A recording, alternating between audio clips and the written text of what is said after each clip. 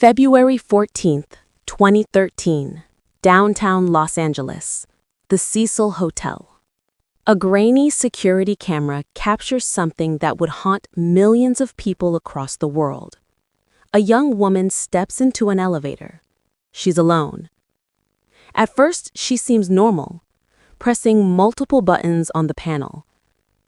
But then something changes. She moves to the corner of the elevator, peeking out into the hallway as if hiding from someone. She steps out, looks both ways, then jumps back in. She presses more buttons frantically. The elevator doors never close. She starts making strange hand gestures, moving her hands in bizarre, unnatural patterns. She's speaking to someone, but no one is there, or at least no one the camera can see. For nearly 4 minutes, this young woman exhibits behavior that defies explanation. She appears terrified, confused, perhaps even in the grip of something beyond her control. And then she simply walks away. The elevator doors finally close. That was the last time Elisa Lam was seen alive. 19 days later, guests at the Cecil Hotel began complaining about the water. It was coming out brown, had a strange taste, a foul smell. Some said it had a slightly sweet odor. Maintenance workers climbed to the roof to check the water tanks. What they found inside would become one of the most disturbing and mysterious deaths in modern history. Elisa Lam's body floating in a water tank, naked, decomposing, in a place she should never have been able to reach. This is the story of Elisa Lam, a 21-year-old student from Vancouver, Canada, whose death at the notorious Cecil Hotel has baffled investigators, captivated the internet, and sparked countless theories. Was it an accident? Suicide? Murder? Or something far stranger? I'm your host, and this is Dark Dames.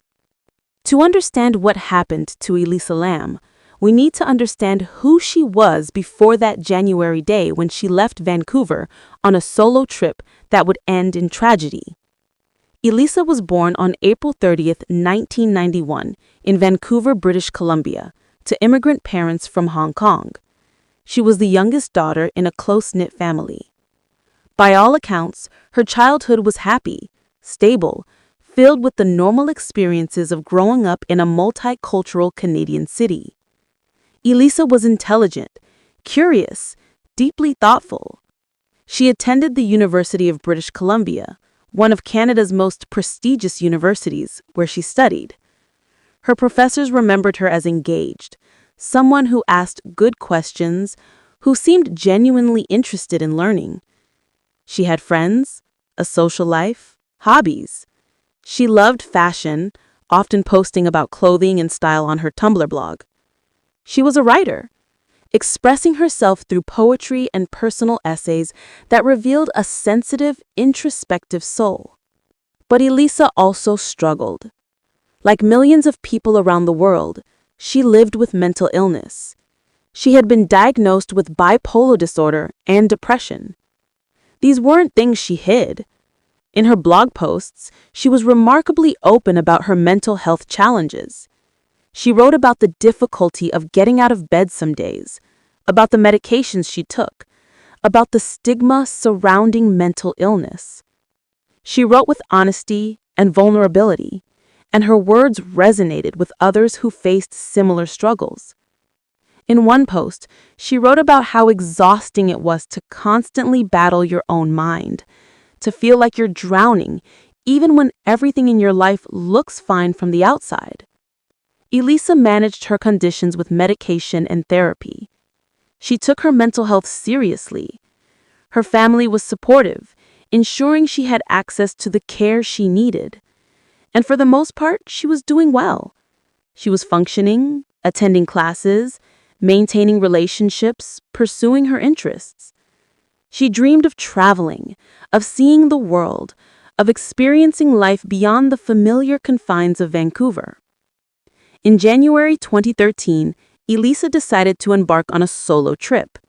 She planned to travel down the west coast of the United States, visiting cities she had always wanted to see: San Diego, Los Angeles, San Francisco, Santa Cruz.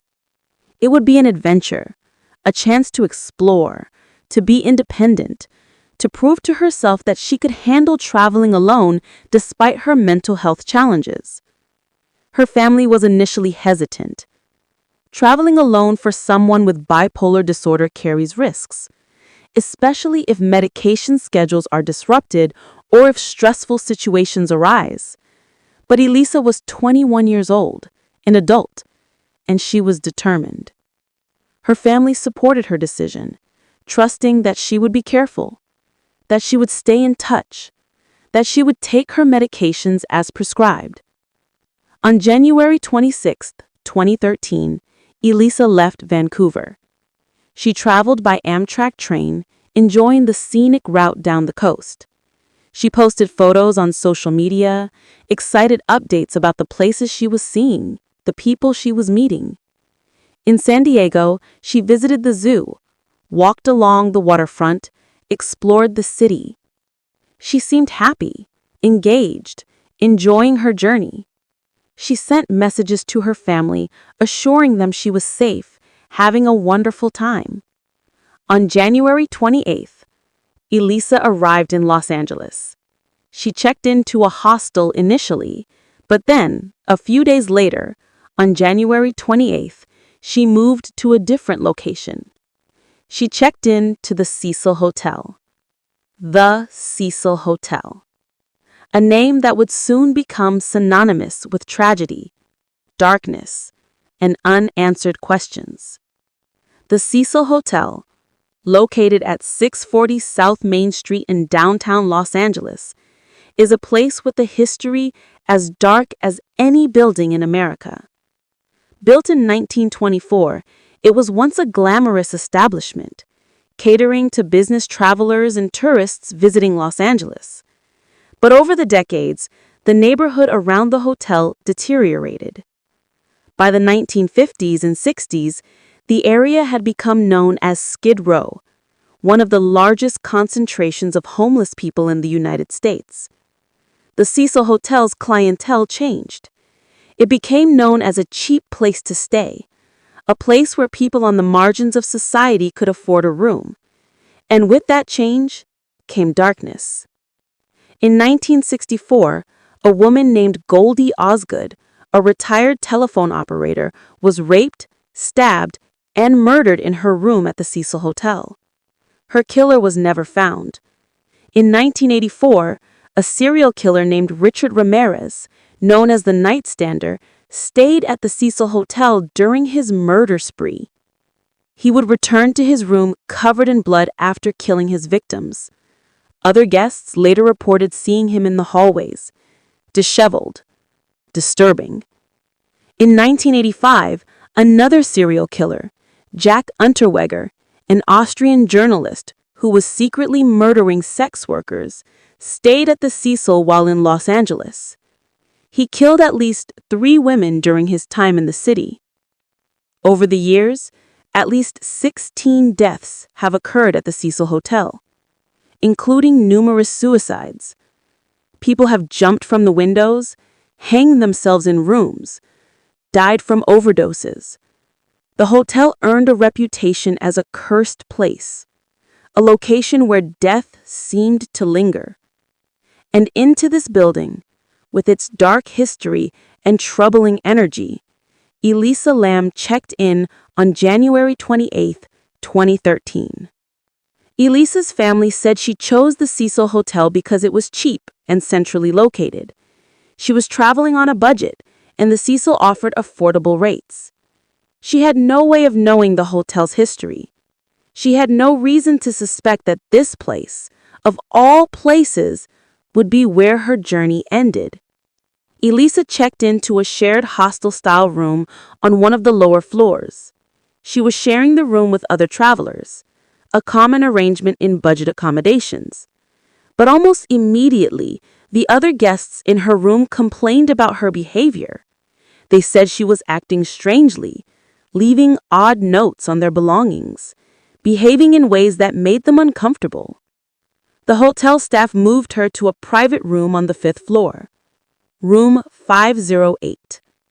Elisa was now alone. January 29th to January 31st, 2013. For 3 days, Elisa's life at the Cecil Hotel seemed relatively normal, at least from what we can piece together. She was seen in the lobby, chatting with staff, friendly and outgoing. She visited local bookstores, bought gifts for her family, continued posting on social media. She seemed to be enjoying Los Angeles, exploring the city, taking in the sights. But something was beginning to shift.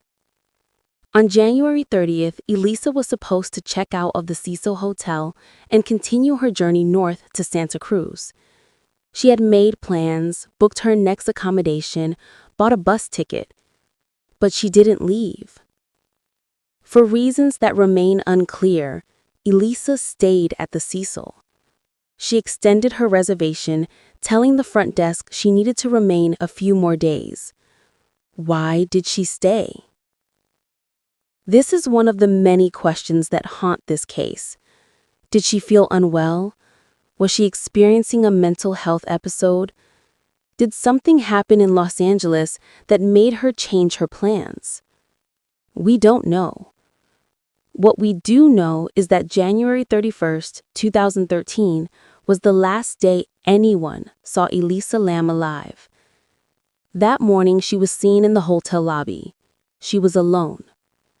Staff members later said she seemed fine, normal, nothing outwardly concerning. But that day, Elisa stopped answering her phone. She stopped posting on social media. She stopped communicating with her family. Elisa's parents, David and Yina Lam, called her every day. When Elisa didn't answer on February 1st, they weren't immediately alarmed. They knew she was traveling, that she might be busy, that cell phone service could be unreliable. But when February 2nd came and went with no word, they grew worried.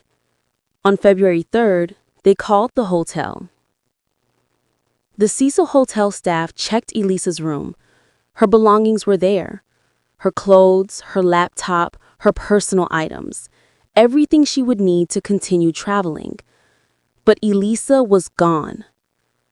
The hotel immediately notified the LAPD. A missing persons report was filed. Elisa Lam, 21 years old, 5 feet 4 inches tall, approximately 115 pounds, with long black hair and brown eyes, was officially missing. The LAPD began their investigation. They interviewed hotel staff, guests, anyone who might have seen Elisa. They reviewed security footage from the hotel's cameras, and it was in that security footage that they found something deeply disturbing: the elevator video. The footage, time-stamped to the evening of January 31st, shows Elisa entering an elevator on one of the hotel's floors. The timestamp isn't visible in the publicly released version, so we can't confirm the exact time, but it was the last recorded sighting of Elisa inside the hotel. At first, the video seems mundane. Elisa walks into the elevator, presses several buttons. She's wearing a red hoodie, black pants, her long dark hair loose around her shoulders. But then, things take a strange turn. Elisa moves to the corner of the elevator, flattening herself against the wall, as if trying to hide. She peeks her head out into the hallway, looking left, then right, her body language tense, cautious. She steps partially out of the elevator, looks around again, then jumps back inside. She presses more buttons on the panel, seemingly at random. She presses them multiple times, frantically. But the elevator doors don't close. For some reason, the doors remain open, unmoving.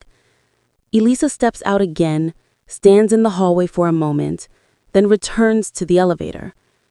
And then comes the most unsettling part of the video. Elisa begins making hand gestures. Strange, jerky movements with her fingers and hands, moving them in patterns that seem almost ritualistic. She's speaking, her lips moving, but there's no audio. She appears to be talking to someone, gesturing as if in conversation, but the hallway is empty. There is no one there. She moves her hands near her head, then out in front of her, then to the sides. The movements erratic, unnatural. For nearly 4 minutes, this continues. Elisa's behavior becomes increasingly agitated, increasingly bizarre.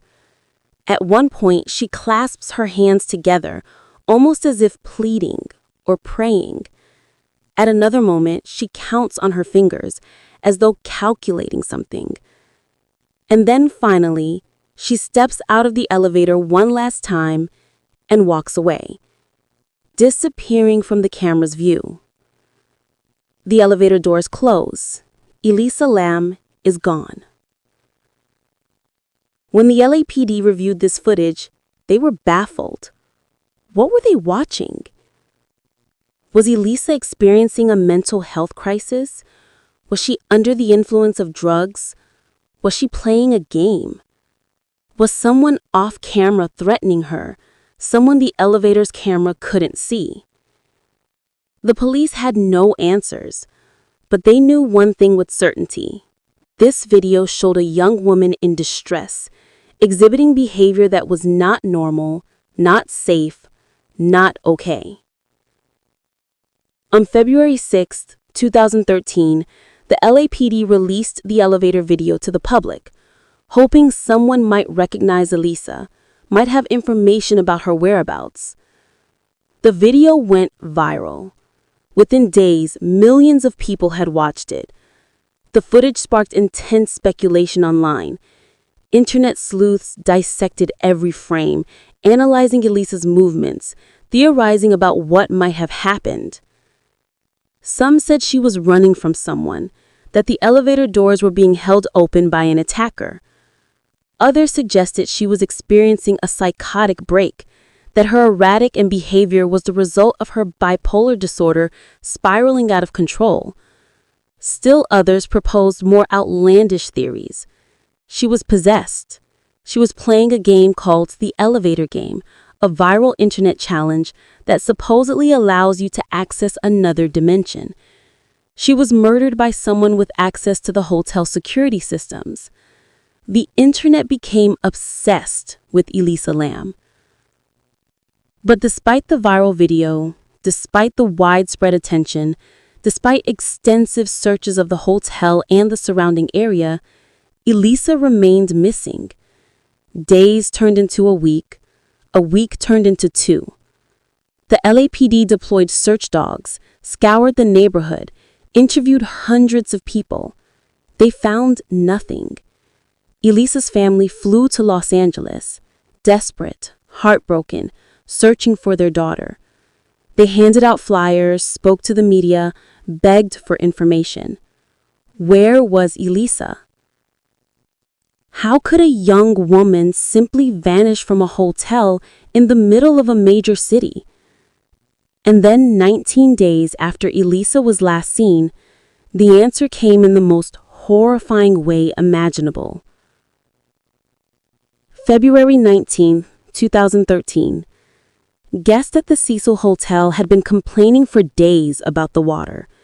It was coming out of the taps with a strange color, a brown or black tint. It tasted odd, metallic, slightly sweet. Some guests reported that the water pressure was low, that the water came out in weak, inconsistent streams. Others said the smell was unbearable, like rotting organic matter. The hotel staff initially dismissed the complaints, suggesting it was a plumbing issue, perhaps sediment in the pipes, maybe a municipal water problem affecting the entire area. But the complaints persisted, growing more urgent. On the morning of February 19th, hotel maintenance worker Santiago Lopez was sent to the roof to check the water supply. The Cecil Hotel has 4 large water tanks on its roof, old cylindrical structures that hold the building's water supply. These tanks are located in an area that is not easily accessible. To reach them, you have to exit through a locked rooftop door, climb a fire escape ladder, and navigate across the rooftop.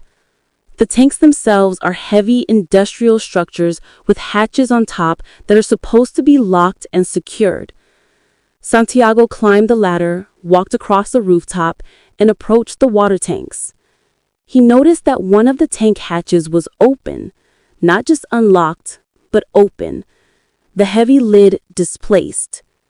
He peered inside. At first, he couldn't see much. The interior of the tank was dark, the water murky. But then he saw something floating, something that didn't belong. He saw a body, a woman's body, floating face up in the water. Santiago immediately called the police. Within minutes, the LAPD arrived at the scene. They confirmed what Santiago had seen. There was a body in the water tank. And based on the description, they knew who it was. The LAPD officially closed their investigation in June 2013. Their final report concluded that Elisa Lam's death was an accidental drowning, likely the result of her bipolar disorder causing erratic behavior. They theorized that Elisa, in the midst of a manic or psychotic episode, had accessed the roof through an unlocked or malfunctioning door, climbed into the water tank, and was unable to get out. They acknowledged that there were unanswered questions, aspects of the case that didn't fully add up, but they found no evidence of foul play, no evidence of another person being involved. For the LAPD, the case was closed, but for many people, the case remains open. The questions remain unanswered. Let's consider the evidence we have and what it might tell us. First, the elevator video. Elisa's behavior in that video is undeniably strange, unsettling, difficult to watch. But is it evidence of something sinister, or is it evidence of a mental health crisis? Experts in psychiatry and psychology who have reviewed the footage have offered varying opinions. Some believe Elisa's behavior is consistent with the manic episode associated with bipolar disorder.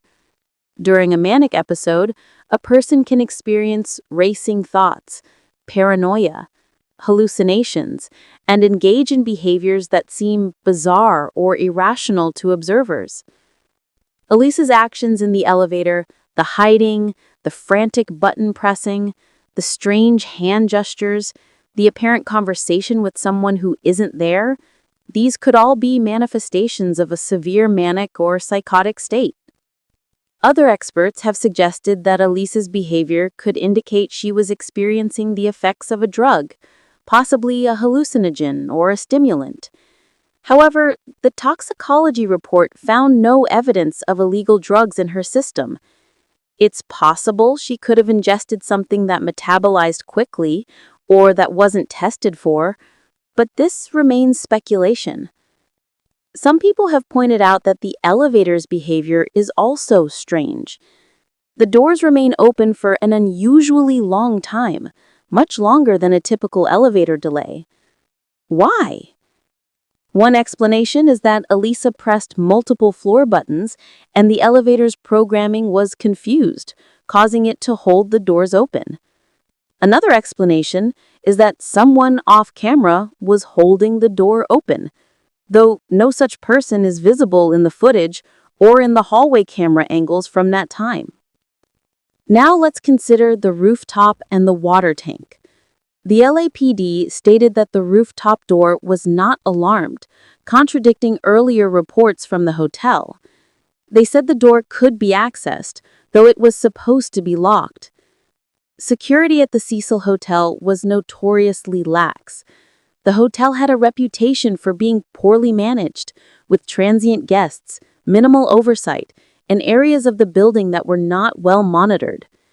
It's plausible that the rooftop door was left unlocked, either intentionally or through negligence. Once on the roof, could Elisa have climbed onto the water tank alone? It's difficult, but not impossible.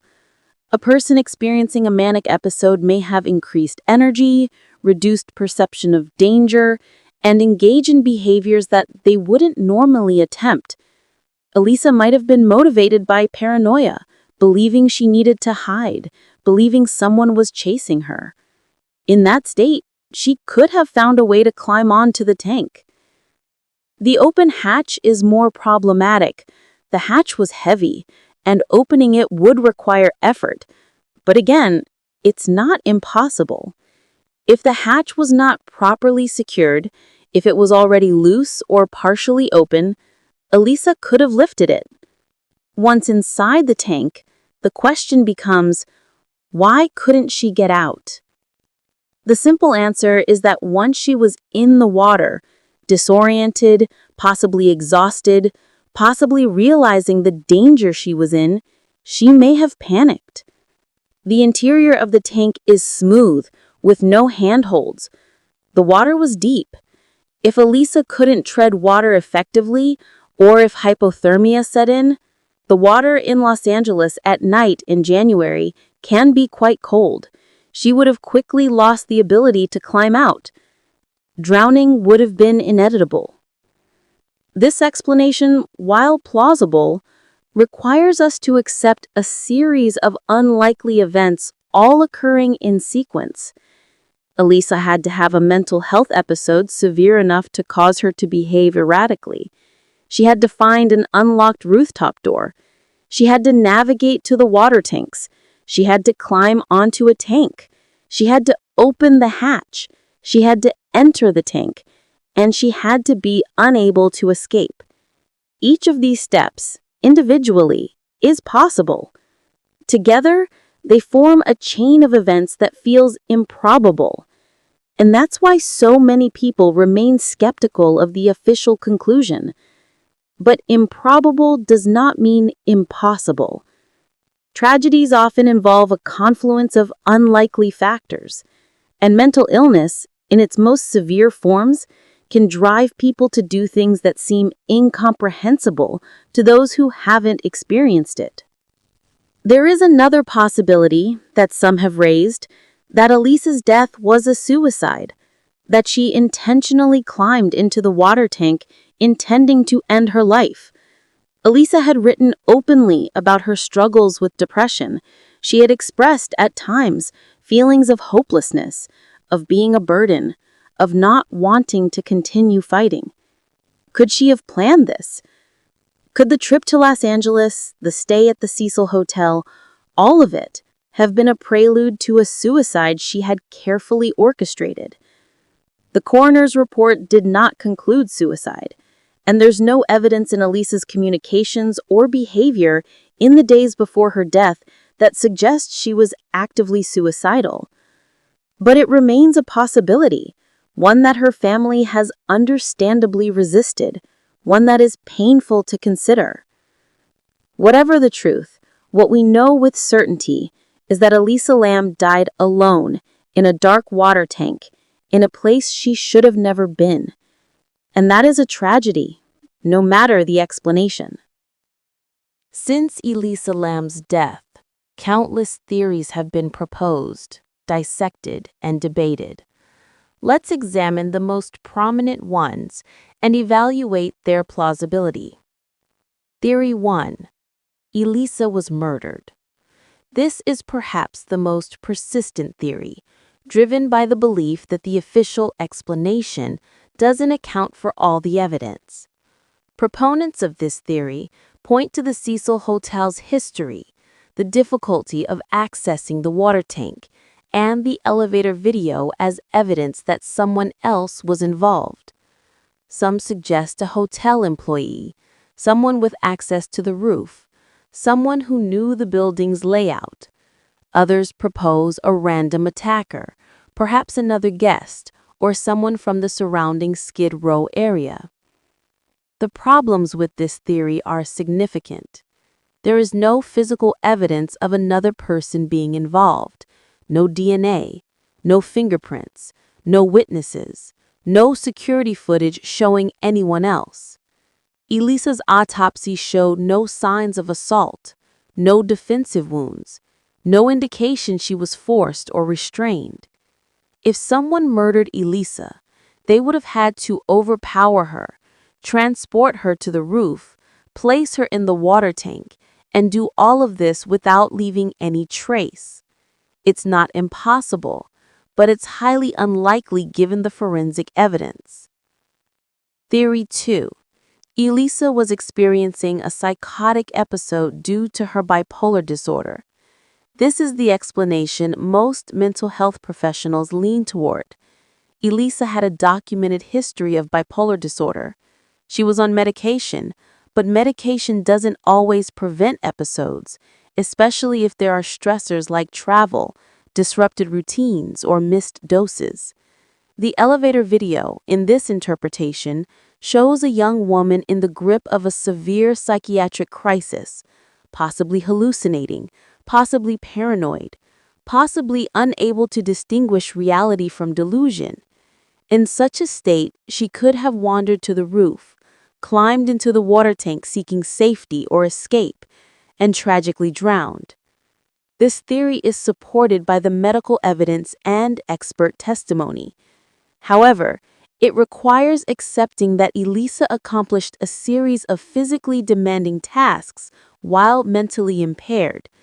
Critics argue that even during a psychotic episode, the physical challenges of accessing and entering the water tank seem insurmountable. Theory 3. Elisa was playing the elevator game, a viral internet ritual that supposedly allows access to another dimension.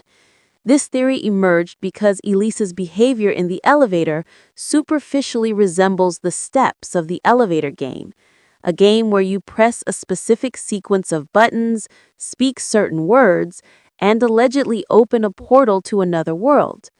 Believers in this theory suggest Elisa was attempting the game, that she succeeded, and that something supernatural occurred. This theory has no basis in reality. The elevator game is a creepypasta, an internet legend, not a real phenomenon. There is no evidence Elisa was aware of the game or attempting to perform it. Her button pressing was erratic, not following any specific sequence.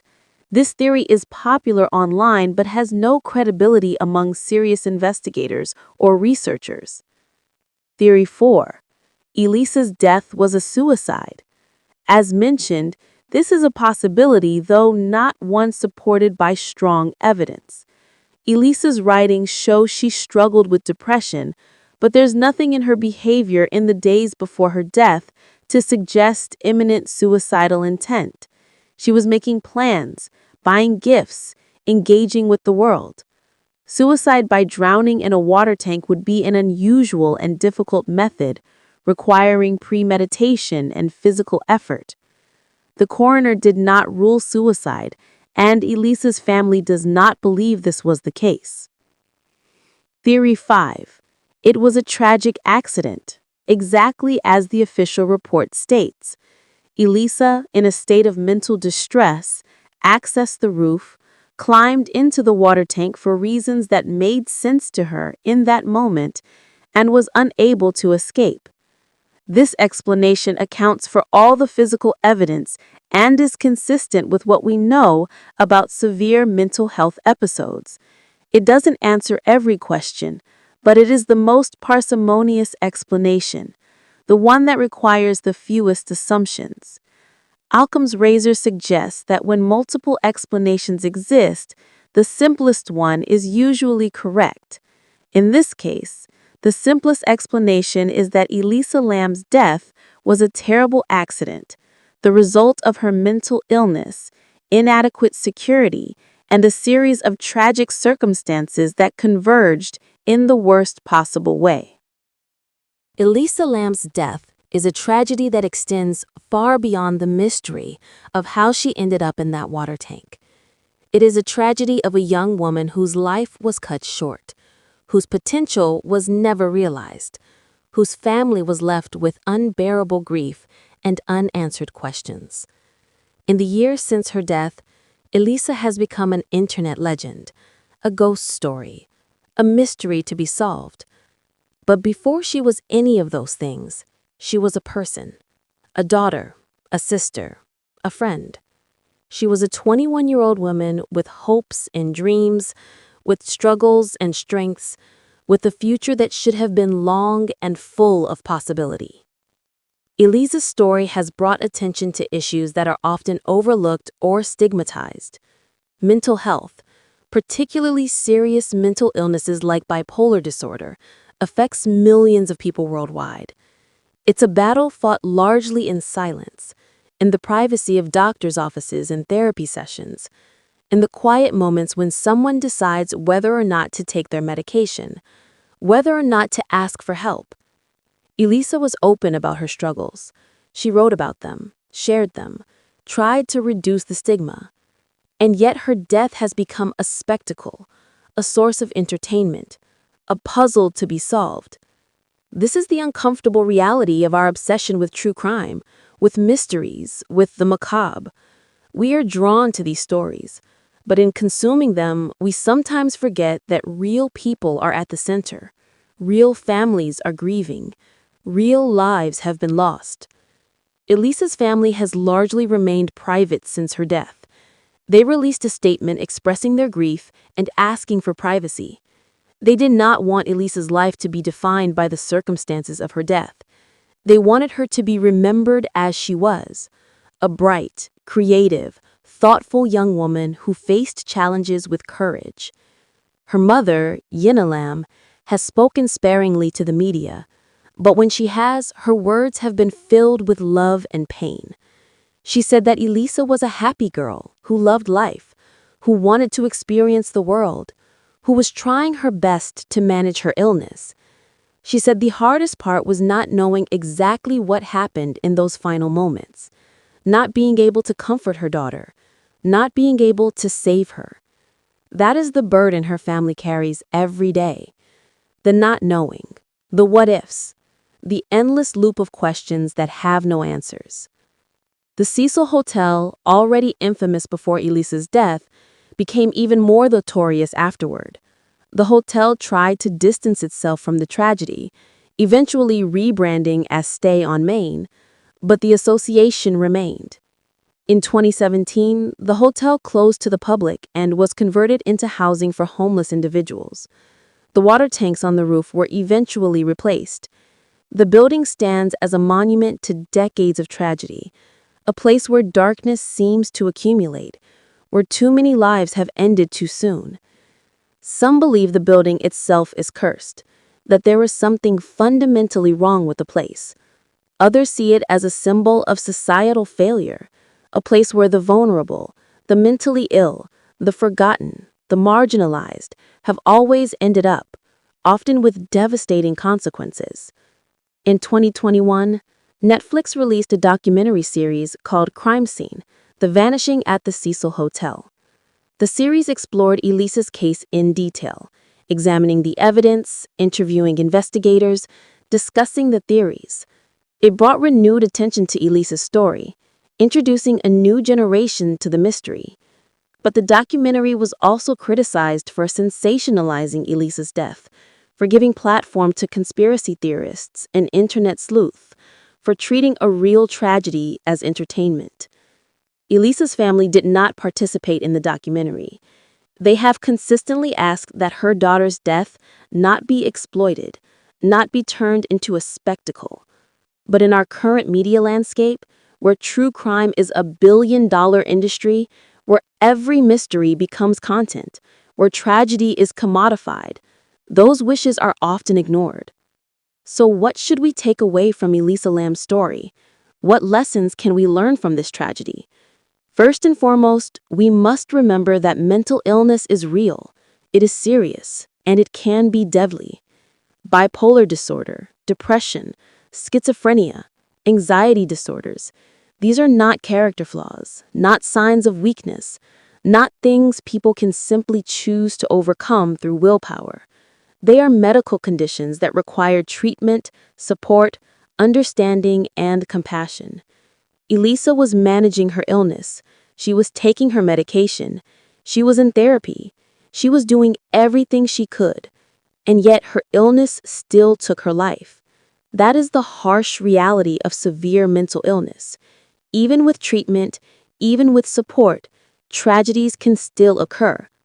Second, we must recognize the importance of safe environments, especially for vulnerable individuals. The Cecil Hotel was not a safe place. It had inadequate security, poorly maintained facilities, a transient population, and a location in one of the most dangerous areas of Los Angeles. Elisa should not have been there. In an ideal world, a young woman traveling alone with a mental health condition would have access to safer, more supportive accommodations. But budget constraints, lack of awareness, and simply bad luck led her to the Cecil. We, as a society, need to do better at protecting vulnerable people, at ensuring that places like the Cecil are either properly managed or shut down. Third, we must be mindful of how we consume and discuss true crime. Elisa Lam's death is not a puzzle for our entertainment. It is not a game. It is not an opportunity for us to play detective from the comfort of our homes. It is a tragedy. A real person died. A real family is grieving. When we share the elevator video, when we speculate wildly about what happened, when we create elaborate conspiracy theories, we are not honoring Elisa's memory. We are exploiting her death. There is a way to discuss true crime that is respectful, that centers the victims, that acknowledges the humanity of everyone involved. We should strive for that. We should ask ourselves, would we want our own loved ones' deaths discussed this way? If the answer is no, then we need to change how we engage with these stories. Fourth, we must advocate for better mental health resources. Elisa's story highlights the gaps in our mental health care system. She had access to treatment, which puts her ahead of millions of people who don't. But clearly the system failed her in some way. Whether it was the inability to prevent a severe episode, the lack of support systems while traveling, or the broader societal stigma that makes it difficult for people to seek help, something went wrong. We need better funding for mental health services, better training for first responders and hotel staff to recognize and assist people in crisis, better societal understanding of mental illness so that people feel safe asking for help without fear of judgment or discrimination. Elisa wanted to travel the world. She wanted to write, to create, to connect with people. She wanted to live a full, meaningful life despite her challenges. She deserved that opportunity. Every person struggling with mental illness deserves that opportunity. Elisa's death should not have happened, but since it did, we owe it to her to learn from it, to do better, to build a world where fewer tragedies like this occur. We owe it to her to remember her not as the girl in the elevator, not as the body in the water tank, but as Elisa Lam, a young woman who mattered, who was loved, who deserved so much more than the ending she received. Her family has established scholarships in her name for students studying mental health. They have advocated for better mental health awareness and resources. They have tried to create something positive from their unimaginable loss. That is their legacy for Elisa. She lives on through the work they do, through the lives they touch, through the awareness they raise. And perhaps that is how we should remember her, not as a mystery, but as a reminder of the fragility of life, the importance of compassion, the need for better support systems, the value of every human being. Elisa Lam was here. She mattered. And she is gone far too soon. If you or someone you know is struggling with mental health issues, please reach out. The National Suicide Prevention Lifeline is available 24 hours a day at 988. The crisis text line is available by texting HOME to 741741.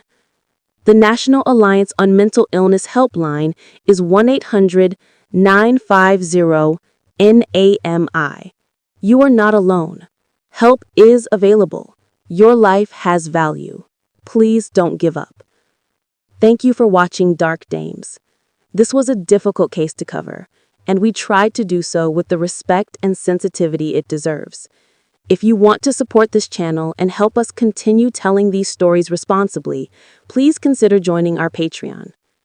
Next week, we're covering a very different case, returning to our series on female serial killers with Nanny Das, the giggling granny who poisoned 11 family members.